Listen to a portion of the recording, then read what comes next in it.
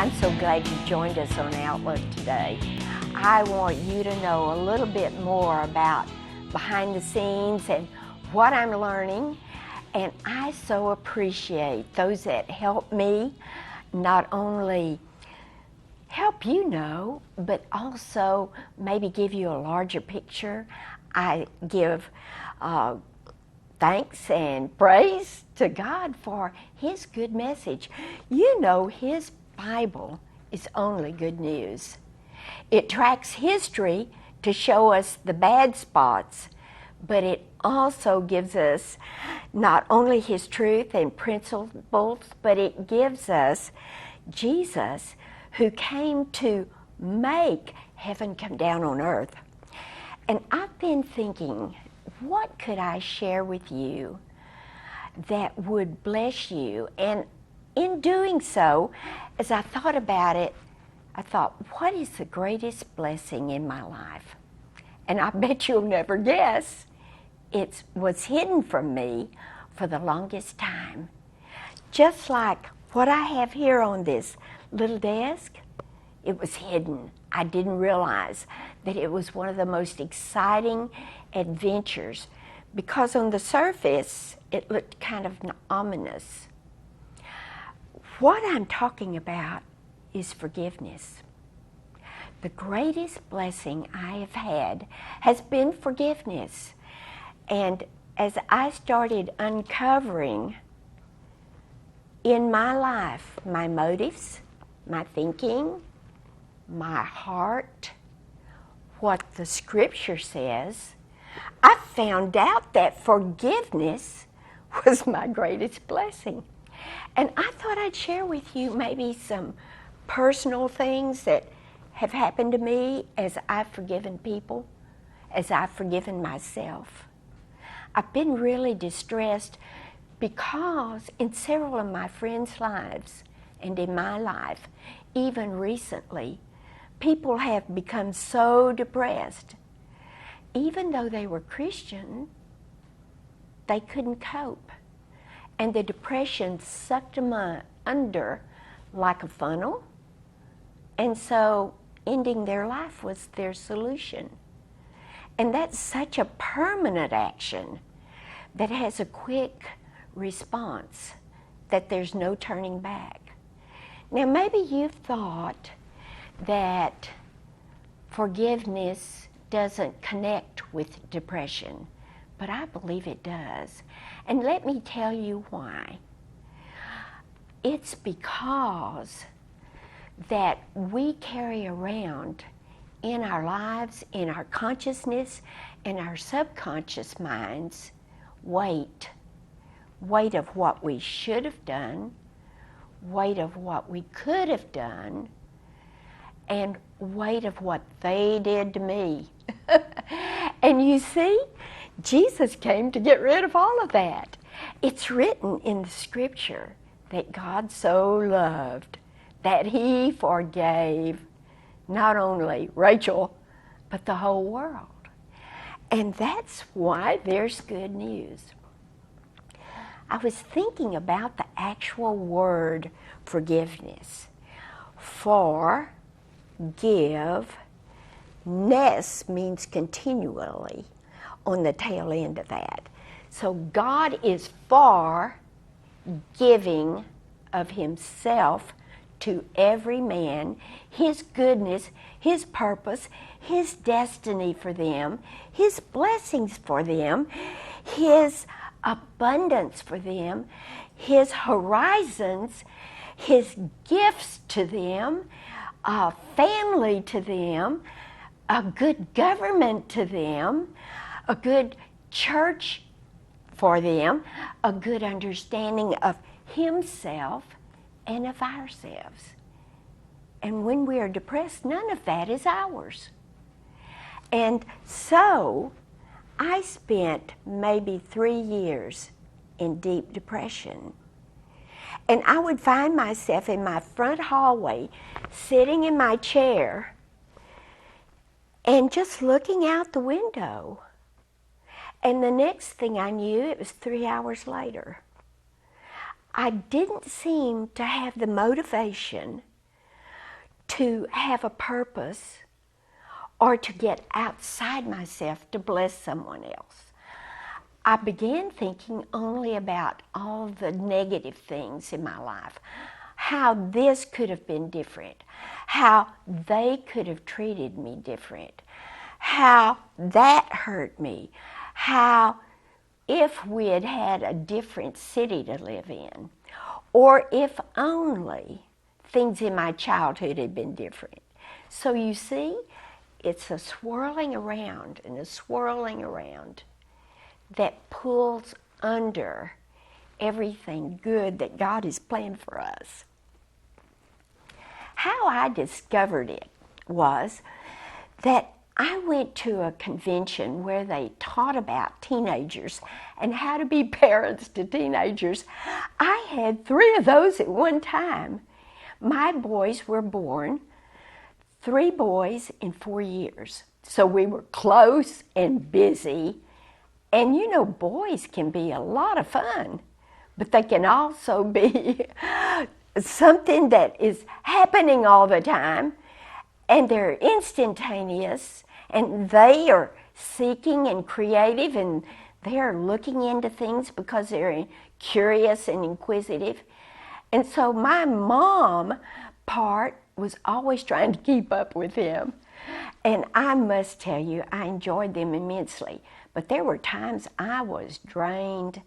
I had no answers, especially when we ran into issues.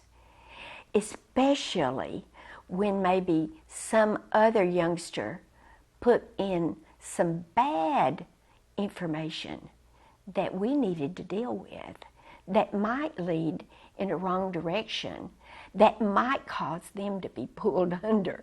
Maybe you've had situations like that. Anyway, in this conference, the teacher, who was very, very well known, a Christian psychologist, was widely read and very effective, said that one of the things that we needed to do was to make sure that our lives were clear and that we had forgiven everyone, because it's like a shield, or it's like my scarf. It covers up things so that they're hidden and you can't see well what to deal with. He also said, now maybe someone intentionally hurt you, or maybe you feel you have a right to be offended and hurt. Maybe they really did abuse you. Maybe they did take away part of your life. And if that happens, you know God can be trusted. He is absolutely trustworthy and faithful. And He will show you how to be forgiving, because God is for giving good and blessing. And therefore, you see, we can't miss out. We need to have that same thing of God in us, because when we are Christians, Jesus comes in by His Spirit and lives in us. And Romans 5:5 says that His love, the same love that Jesus had, is shed abroad in our hearts too, so that whatever we meet, we can let it slough off and not make a dent in our lives. Well, I thought, I've got some folks I need to deal with beside myself, because I'd made some wrong choices. I needed to forgive Rachel. And that was easy, because I know God is for giving. So I went to the Lord and I said, I've done this and this and this, and I've had a bad attitude about that, and I should have done this. And by the time I got through writing down and laying out where I could see it for God's Spirit to see, I had 3 legal pages of line by line things that I really wanted to know I had peace in, that God's blood which cleanses hath washed away. And I got free. But then as I learned a bit more from the conference, I found out I needed to go to people like it teaches in Matthew. I needed to ask their forgiveness. And the hurts were so deep that I didn't know if they would receive me. I didn't know if they would turn around and mock me or make it worse. I didn't know how it would happen. But I decided I'm going to have courage here. I'm going to do what the Scripture says and what Jesus told me to do. And I'm going to go ask forgiveness. So the more I thought about it, the more I thought, wait a minute. I'm not sure how they'll take it. I'll just ask God to forgive me. I'll just take care of it that way. And the speaker said, if you're not sure whether to go to someone, and you're not sure whether it's a real issue after you've already gotten it right in your heart, tell the Lord, please ask them to call me or contact me. Call yourself. Have them call on the phone you, and then you can ask forgiveness.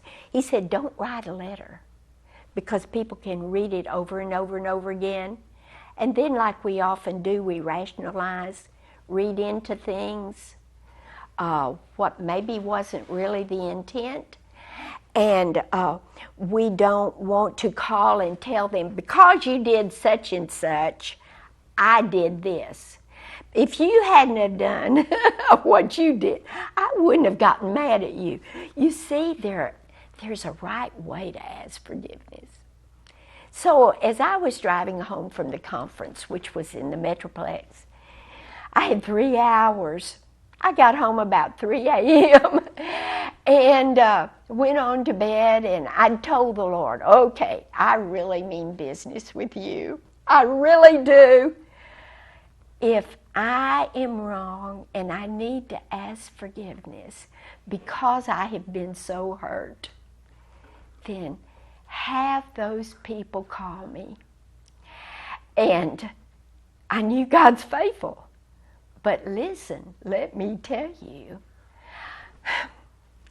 by 7 o'clock in the morning, after I'd gone to bed at 3, my telephone rang. And it was one of our old maid aunts in our family who babysat after being a pediatrician's nurse for years to make a little money on the side, because she was old maid, had no income in those days, and lived with family members. And she didn't like me. What's more, she didn't like my little boys. She liked girls.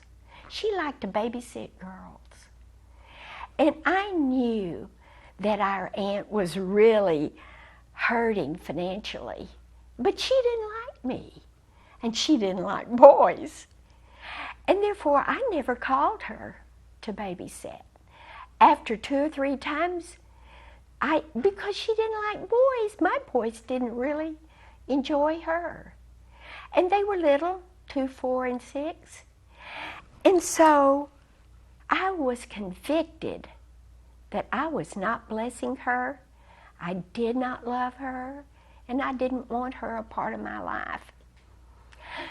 Well, when she called me at 7 a.m. and I answered the phone, I gulped real big, and it was Aunt Alma. And I said, hello? And she said, oh, Rachel. And I said, don't say another word. I want to ask your forgiveness because I have not loved you the way I could. And I knew that really little boys are hyper and busy, and you don't enjoy babysitting them like you do little girls. And so I've just kind of bypassed blessing you where you're part of my family. And Jesus' love in me should be available to you. And I am so regretting that I've let these years go by and we've not been closer.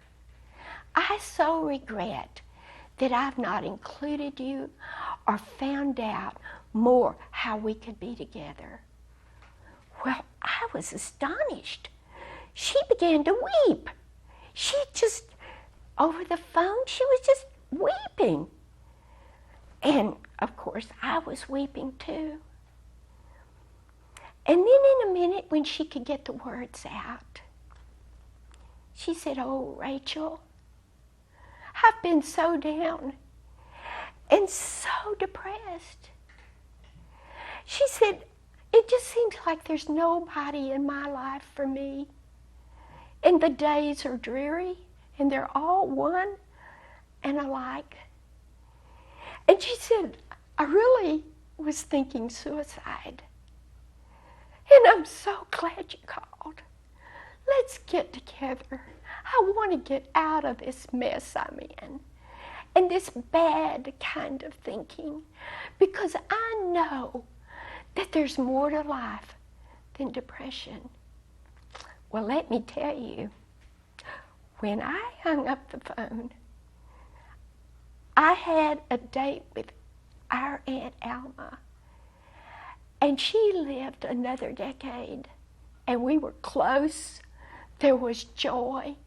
There were things to do. She loved my boys. My boys learned to love her. And she didn't grab up our tea glass when it was just right with sugar and fill it up before we could finish it. You know, everyone changed. And all because God taught me about forgiveness, His way. Well, I hope you haven't been bored with that story, but let me tell you, I walked on air for days on end. But that's not all. I had 2 other people to forgive and ask forgiveness because of what I thought they did to me. I had a next door neighbor, and we were closest of friends. She actually, with her husband and family, moved in right next door and built their lovely home next to our new home when our boys again were little. But you know, she was the type personality that everything was perfect. Everybody left their shoes outside. The floors looked like glass. Her meals were gorgeous. Her children were perfect. And mine weren't. And so before long, there was a disintegration in relationship of my very best friend. My husband mowed a little bit of their yard, and we came home, and there was a string from the backyard to the front yard where our property line was, and our lawnmower got part of their grass, and it wasn't straight. And then there were some rock throwing events, which children have sometimes. And so every time I turned around, I was dealing with something else. And so a number of years went by, and I didn't see her because we moved, and we lived somewhere else in the city, and our friendship, of course, was fractured. But I had learned about God's forgiveness. So I felt really prompted because of the good, fulfilling, meaningful purpose I'd found in my life by getting that gunk out. I called her. I had known that she had divorced and remarried, but I didn't know other things. And so, long ago, when I discovered this, I called her and I said, "Please forgive me. I've not been the friend I needed to be. I need to be more to you because you're special and a big piece of my life." And she began to cry.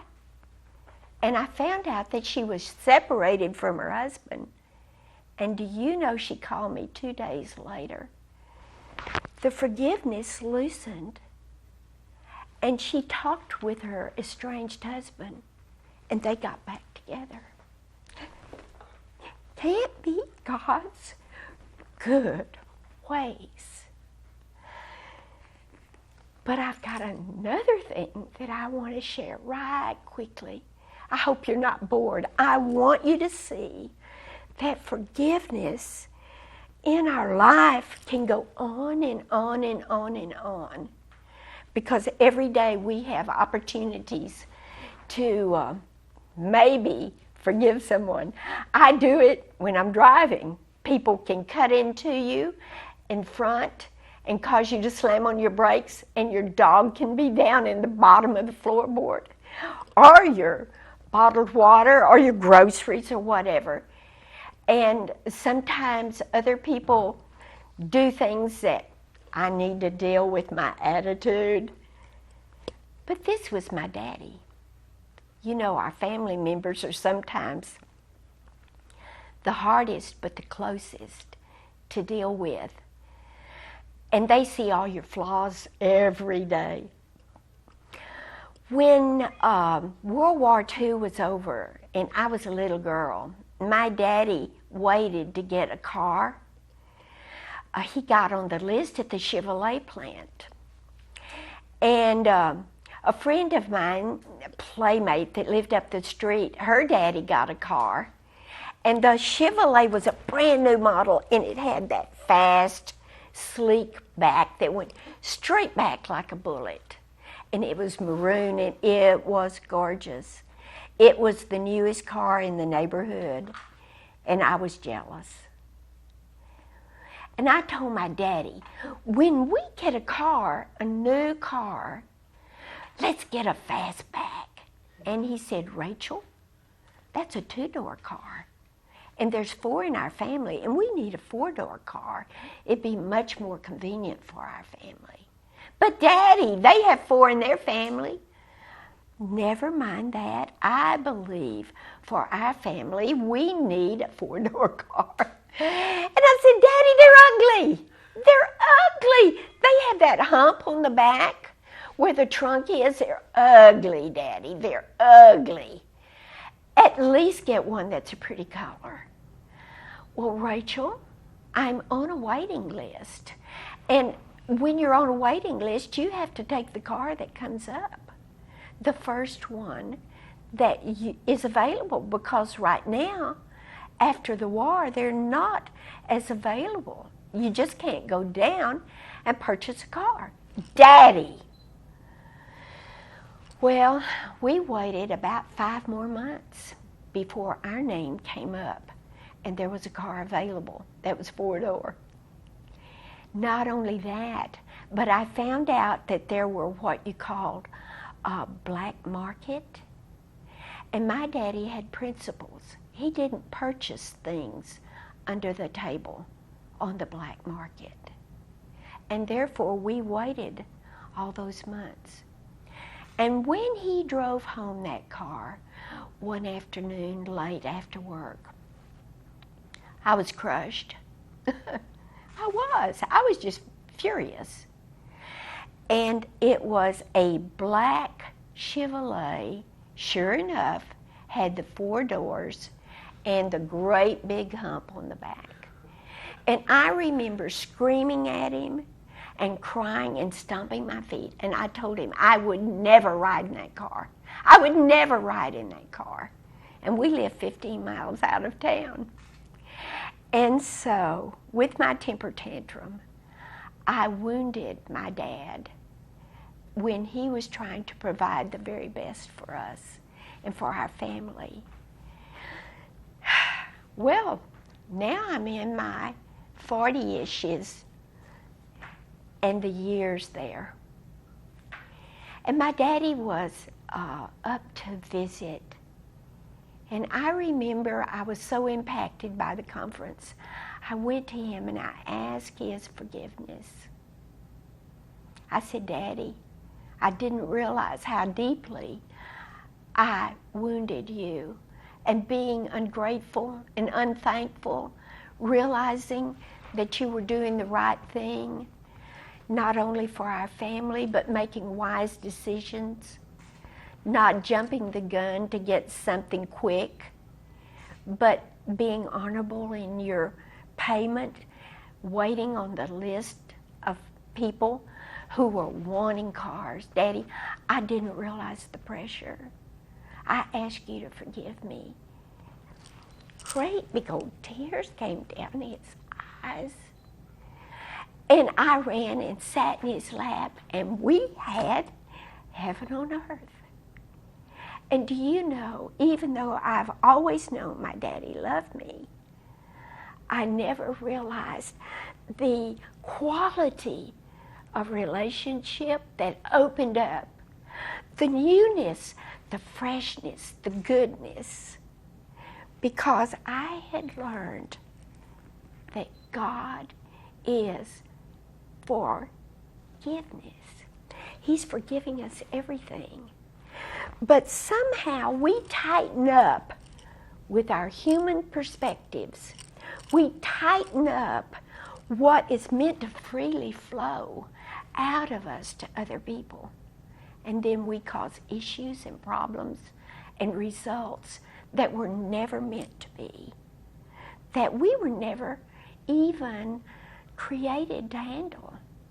Because we are taught in the scripture to always trust the Lord, to know that what he says is wise for us, that it will bless and give abundance.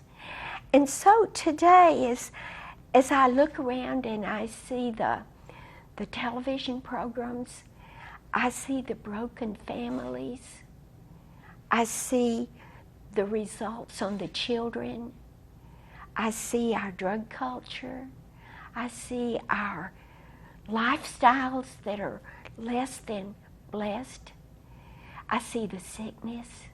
I'm thinking, forgiveness is such a mighty key that opens up life for all of us. When God plans for us to forgive one another, we get so free. And that's when the joy comes, that's when the blessing comes, and that's when the purpose comes.